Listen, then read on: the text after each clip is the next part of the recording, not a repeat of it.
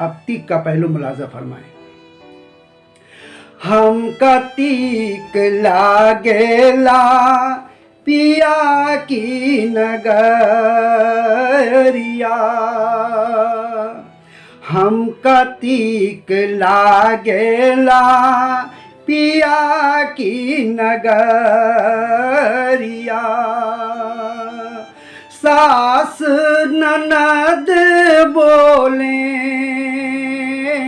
सास ननद बोले मर जो गुजरिया, हमका तीक लागेला पिया की नगरिया।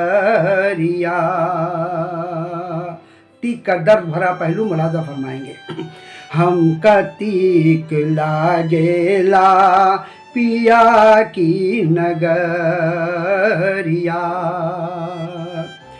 4 दिन के दुल्हिन, 4 दिन के दूल्हा, 4 दिन के दुल्हिन, 4 दिन के दूल्हा। बहुआ जला दे बोले उड़ गईल चूल्हा, काहे न देला बाबुल, काहे न देला बाबुल नोटवा के गठरिया।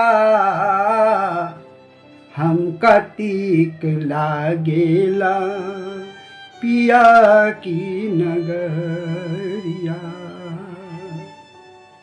बहुत शुक्रिया।